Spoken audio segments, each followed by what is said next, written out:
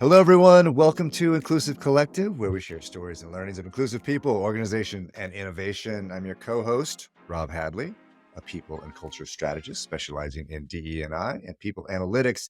I'm here with my friend Nadia Butt, an organizational development and belonging strategist. Nadia, welcome to another week of Inclusive Collective. How you doing? Another week, Rob. I'm well. How are you this week? Just pounding them out, just I like just know it just really- like factory, boom, boom, boom. we You are. doing well? Yeah, I'm doing okay. Traveling a bit, but I'm all right. Yeah, that was good. That was what I was gonna check on with you. How Mhm. are you doing? How are you holding up this holiday season? Like, we're kind of fully in the grips. You're traveling, Mhm. you're still working on your PhD, Yeah. you're working. How you doing? Right? The world's going to hell. Like, Oh, how the you world. I doing? think it's the world that's going to hell. I'm not well. So I just have to laugh through it Those all. I'm literally like in my brother's, kind of like yeah. the guest room that has, as you can see, like diapers in the Yeah. back and like I was just kind of make I it was wondering if work. those You were got to be towels. flexible. Those are towels, those are actual diapers. Those Yeah. are diapers. Those are Yeah, diapers. those are Okay. diapers. Well, it's No, yeah. I like I your mean, background. listen, Yeah. I could ha people have it far worse than me. Right. Um, I feel really lucky and privileged to be able to travel to visit family, visit friends. My doctorate's suffering right now because I'm not writing on my Yeah. working on my dissertation, but, it's been really good.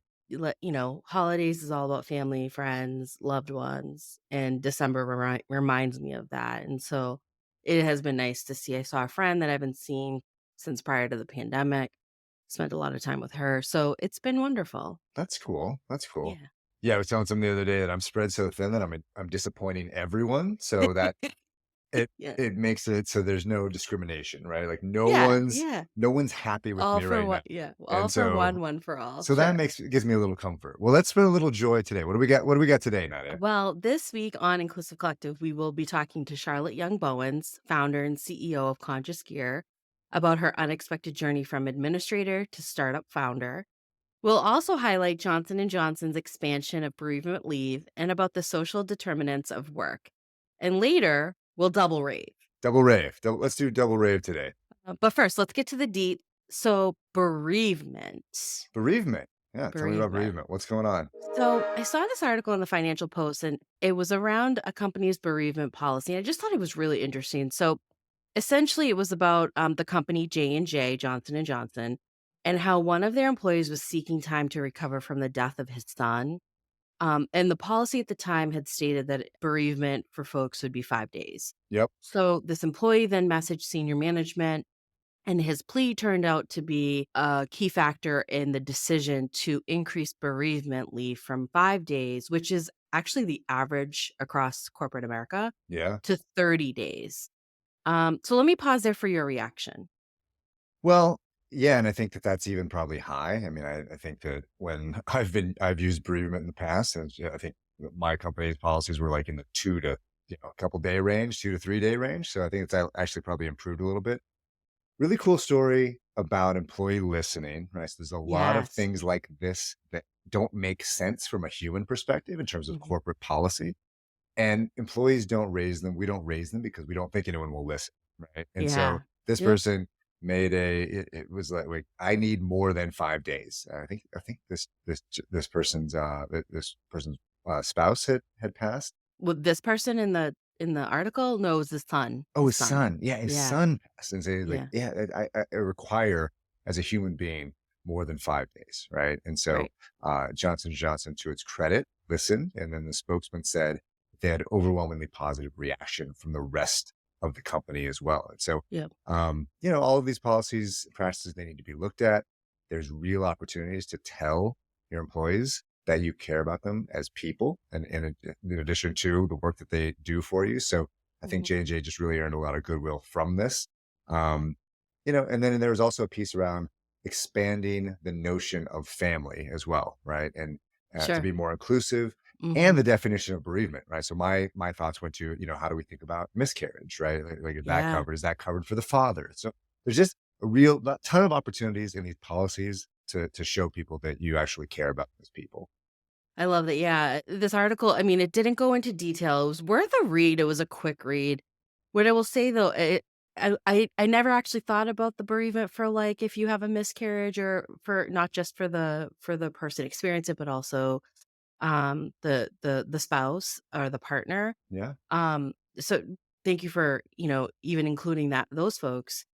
I looked at it from, like, a cultural perspective Yeah. because Yeah. when I had to take, bereavement, you know, de depending on how you might observe, many Muslims take, like, 3 days. I think that's also in the Judaic religion, Hmm. and then we, follow up with, like, a 40-day, and then a 1 year really to kind of honor the person that has passed or even the people around, the supporting people that might need bereavement, but it's really interesting. So I think like you said, what I took away from it was the listening, from the employees and kind of their needs and what they're hoping to, kind of get out of the policy and how things have shifted, right? Like when these policies are written, they're probably written decades ago when maybe Right. 5 days was like just enough.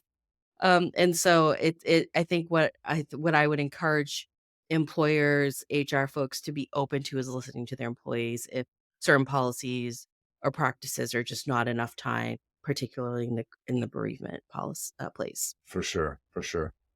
Yeah, that's a great example. And I think this next story also fits with this idea of just thinking about what employees need in order to do well and in their role, right? To feel like they belong inside an organization. So this comes from HR Dive's DEI newsletter this past week. Nadia, do you like the HR Dive? I love the Me HR too. dive. Great, great job. I love the Yeah. HR Dive. The article details how companies are starting to think about the social determinants of work. Oh, so similar to how healthcare providers think through the social determinants of health. The article profiles efforts at Aflac, Norwell Health, and the United Way of Cleveland. Aflac, for example, focuses on 5 dimensions of employee wellness: physical, emotional, financial, spiritual, and social, and then tries to align their programs and support in those areas throughout the employee life cycle. And so, um, yeah, what did you enjoy from some of these Yeah. companies' examples?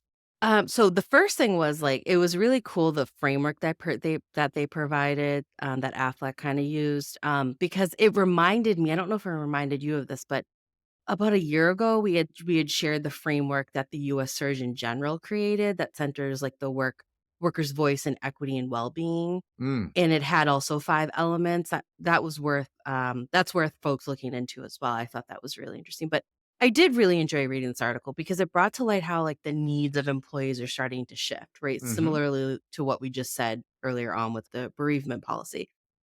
I think of my parents' generations and that a generation that's like the baby boomers, and the benefits that they were most concerned with involved, like, healthcare security, so, like, things like medical, dental, life, vision, then life insurance, and, of course, retirement security, and I think those are still things that folks are still seeking. But as time has progressed, I think the workforce needs have shifted and folks are seeking additional needs from their employers that address their well-being, Hmm. Hmm. in and out of the workplace. And it's interesting because earlier in my doctoral research, I had done some research on employee engagement outcomes, and the research really does correlate with productivity, Hmm. health outcomes, business growth, impacts on absenteeism, Yep. employee safety, and of course, employee turnover. So, of course, there's several studies out there that have found that actually, I'll pause here because I want your reaction. Then I want to add something that I thought was interesting in some of the research that I had done. Yeah, yeah, and I think that's where I was going as well, right? So there's within these models of engagement, right? So many of them, uh, it, you can love your job, you can love your company, you can love your team, but if your social needs are not being met outside of work, then how much can you really engage, right? You can't Right. necessarily be your most productive and effective self at work. And so, then of course, the social determinants of work, like the social determinants of health, are disproportionately stacked against those in non-dominant groups as well. Is one of the things that I had thought about. Mm, So those, and obviously, dominant groups are white men often, right? In larger often. companies. So yeah, Yeah. so really smart companies are doing this. And then the article points out all of the returns that these companies get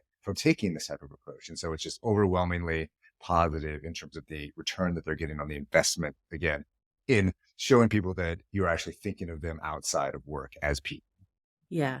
So I know that this is not like a prediction episode where we're predicting like next year, but I also just want folks to consider when we talk about well-being is that there are several studies that where the interesting variable is with manager, Mm, especially those frontline facing managers, where the most important factor in employee engagement and performance because they best position, themselves to not only navigate, like, the organizational changes that are occurring, but they're closest to the day-to-day of the employee. They really do have better insight into an employee's overall well-being, yep. and I so that's why I think that one of of course, manager mechanisms that we advocate for is to have those frequent and meaningful check-ins and feedback conversations those are so critical to employee well-being. And so I am curious as to what next year reveals in terms of um, management kind of interactions with employees and how that will drive DE&I as well as well-being in the workplace. I think the plan for next year is to go all AI robots for Oh, managers, right? sure. I think that's where we're headed. Mm. Oh That boy. will work. You're telling me? All right. Not. I mean, maybe you never know. All right. Well, all right. We'll see what happens. All right. Well, thanks for that, Nadia. That's it for the deets this week. We'll be right back with Charlotte Young Bowens of Conscious Gear. Stay tuned.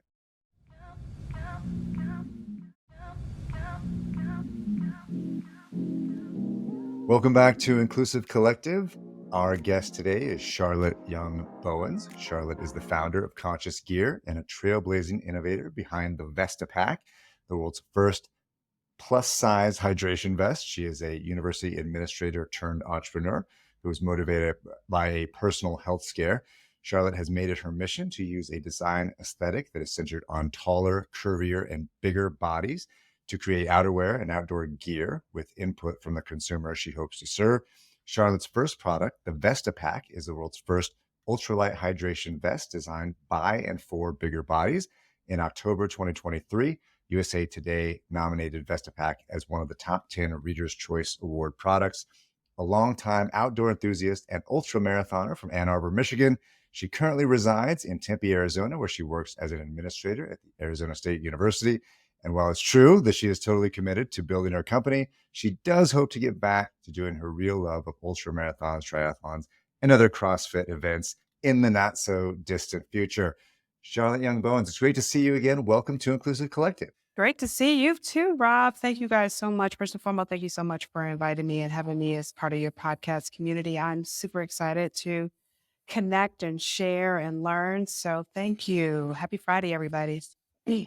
Oh, happy Friday, Charlotte. So great to meet you. Thank you so much for joining us on Inclusive Collective this week. I want to hear about your background. I'm always so really like thrilled to learn about people's backgrounds, their identity, and what led them to where they are. So tell us more about your background, what led you to Conscious Gear, and then tell us a little bit too around what led you to your first product, Okay. the Vestapack. So I think in terms of my background, as mentioned, I was born and raised in Ann Arbor, Michigan. I was a Girl Scout growing up and loved Oh my camping. God, me too. In fact, my troop leader, I used to want to always go camping, and I would say, well, "How come we go on more camping trips?" And my troop leader was like, "Well, so you got to raise more money, which means you got to sell more cookies."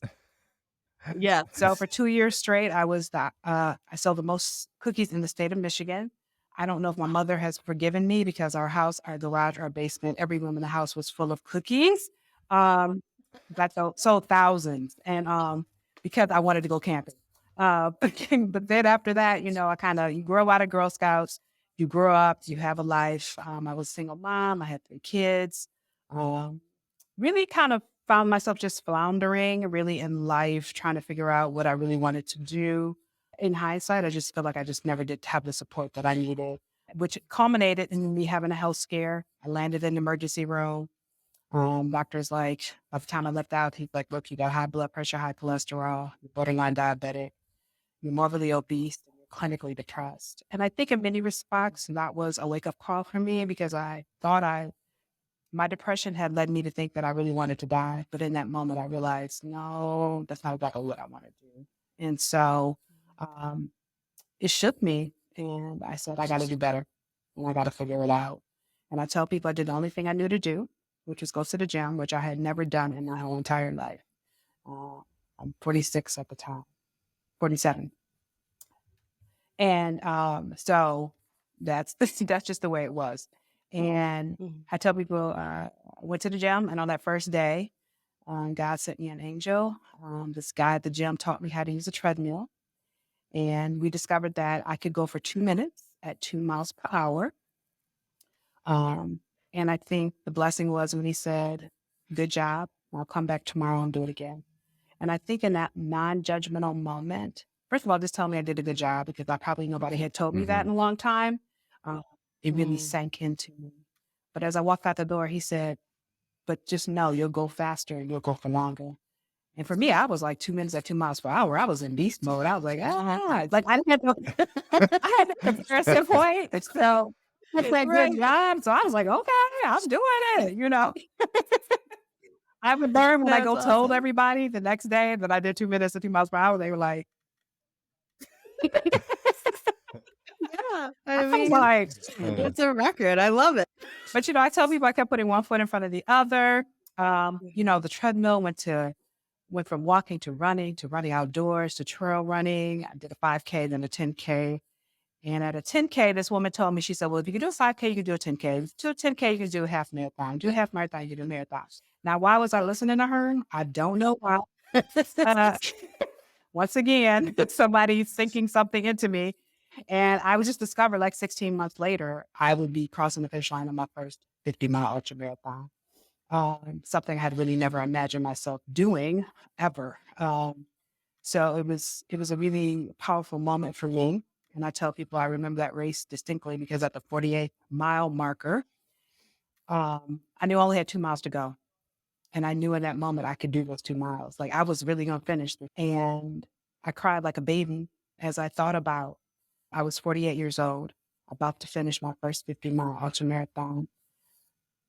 Although 16 months earlier, I thought I was about to die. And so Mm.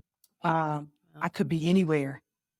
You know what I mean? Anything could be going on for me. But in that moment, I was about to do something really spectacular, something that was life changing, something that I had never even thought. I mean, I barely knew I didn't even know what ultra marathon was 4 months before my first one.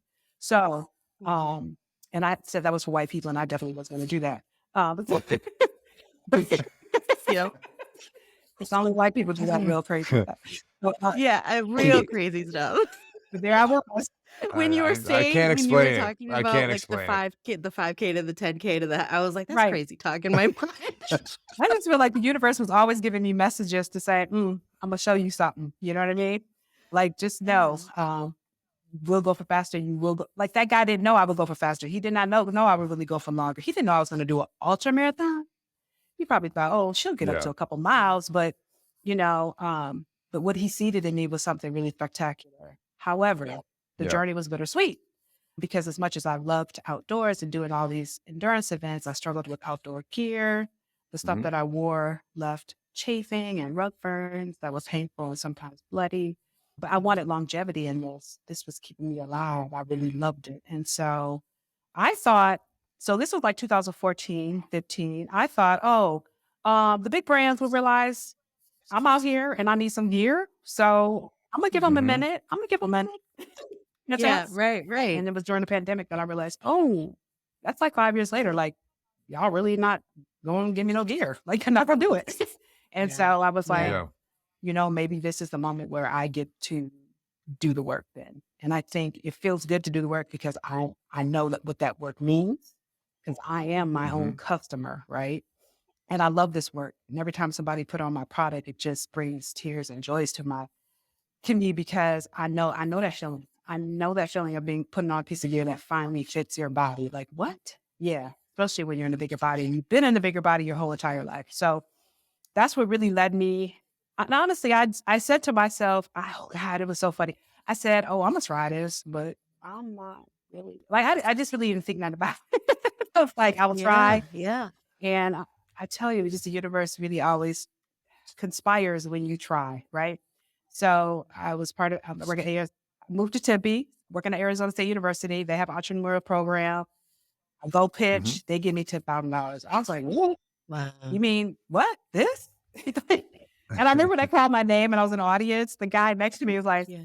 is that you? That's you. I was like, oh, that was me. Oh, so, Yeah. and then City of Tempe, as I mentioned earlier, gave me $20,000. REI got in their Embark program, which came from another $10,000. And I just felt like, wow, I must be on to something. More than one person Yeah. besides me agrees. Yeah. And Yeah. I, Yeah. Has that continued, Charlotte? So I know that, so you got those grants, they've gotten you yeah, started. Now you're trying to, you have yeah, product, you talk about the Vesta pack that you designed as well, but now you're trying to scale, right? So now you yeah, continue to go meet with investors, and just similar to the way that those companies maybe missed or weren't creating product for, your customers and yeah. you, how are investors now as you continue to go to try to raise money to scale?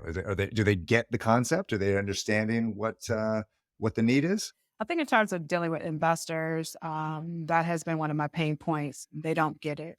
Uh, Mm, and what I'm realizing that we really do live in a society that's fat phobic.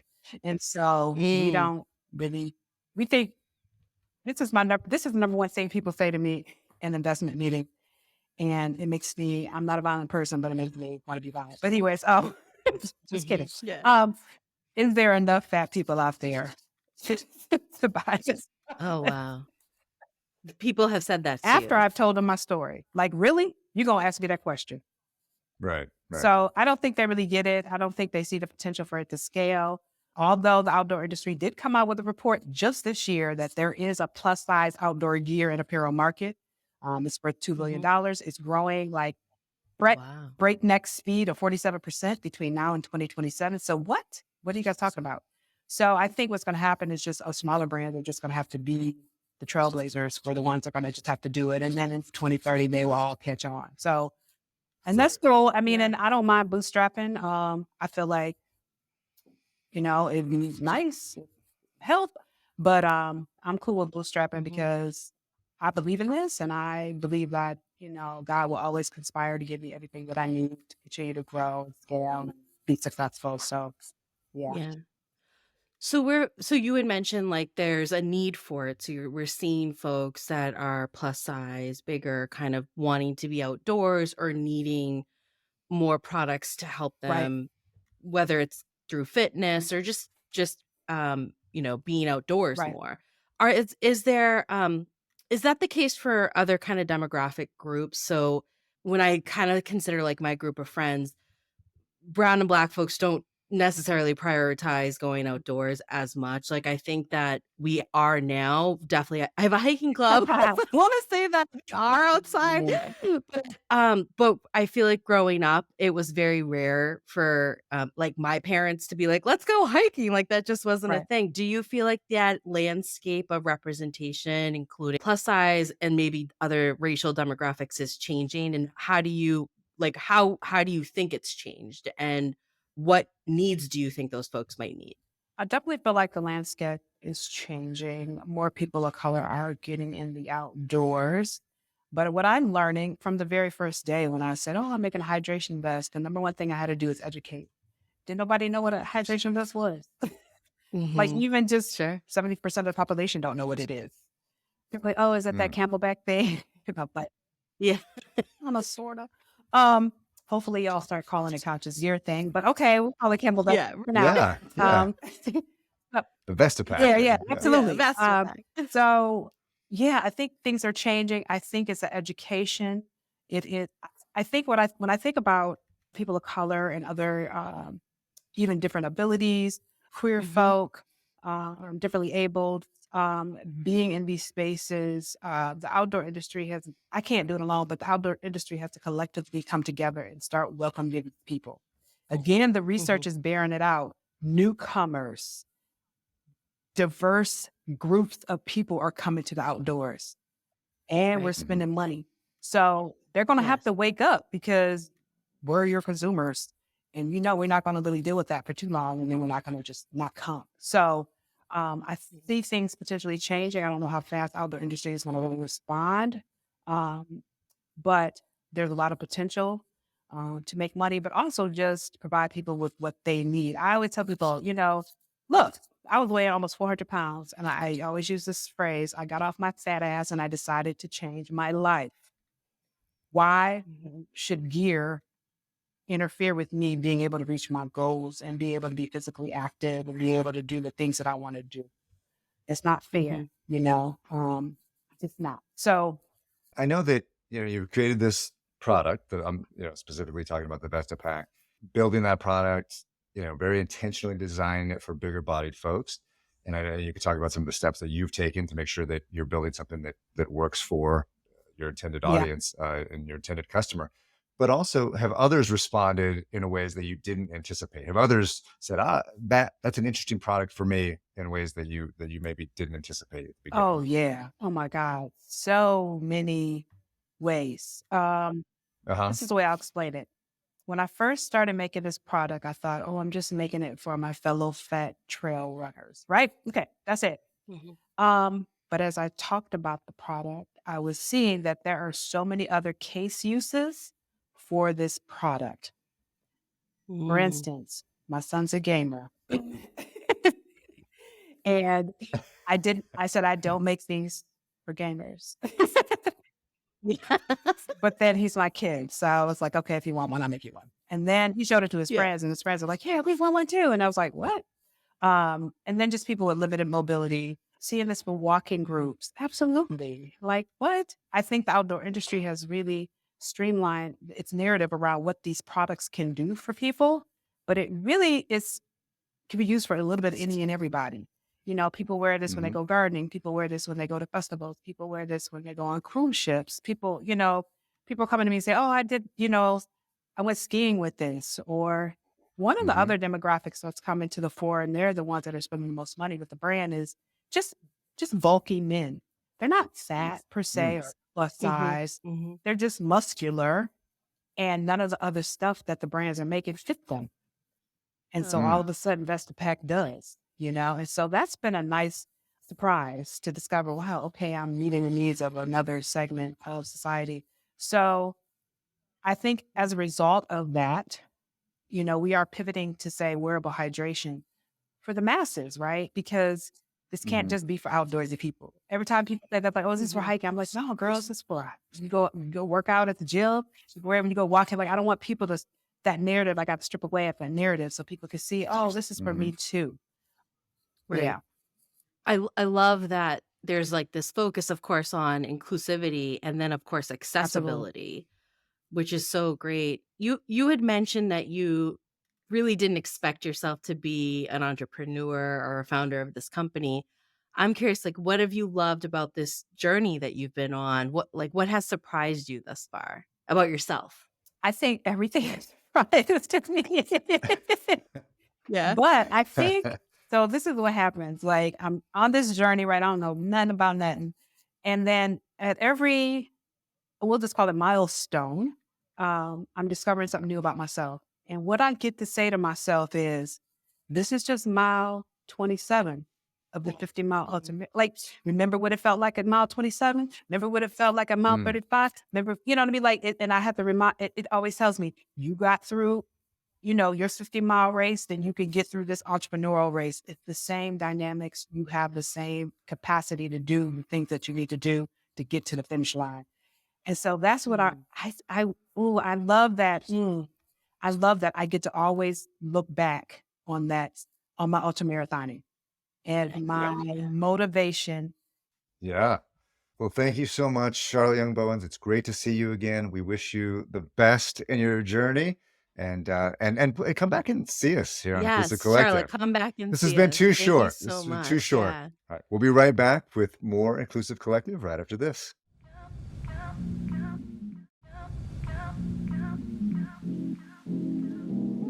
Welcome back, folks. We just wrapped our conversation with Charlotte Young Bowens.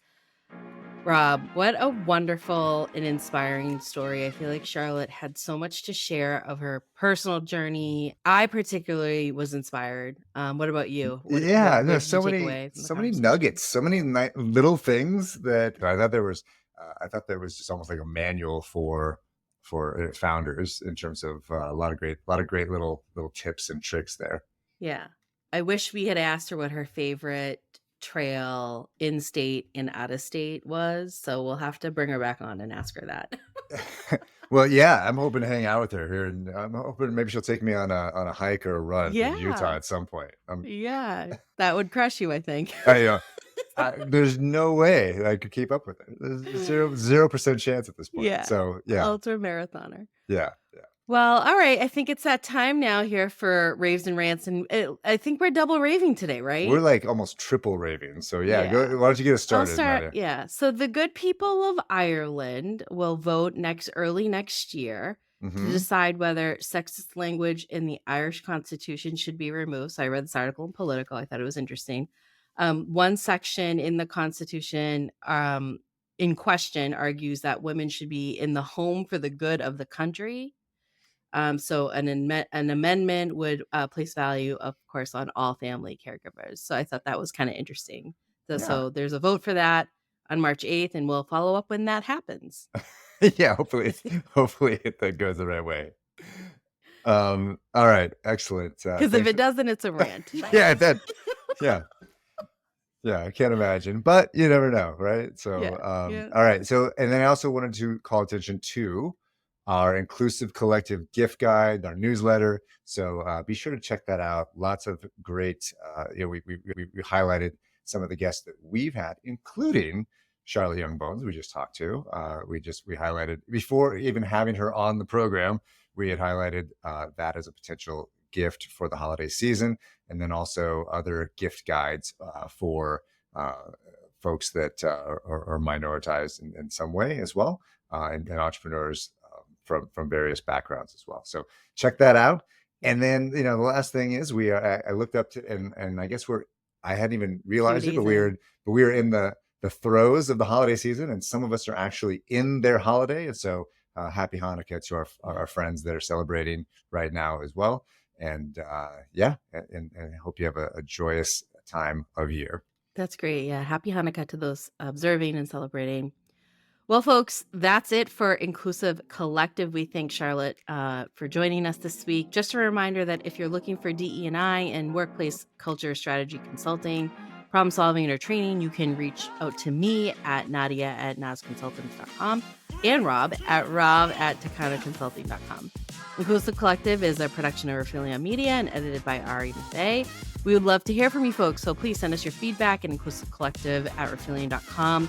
Please follow us on LinkedIn, YouTube, Instagram, Facebook, and TikTok. Please be sure to subscribe to our Inclusive Collective newsletter, especially this past one, like Rob said, was really cool with some tips. If you like what you heard, please be sure to subscribe and rate. We love 5 stars. Thanks again, and folks, we'll see you next week. Be well. Bye, Nadia.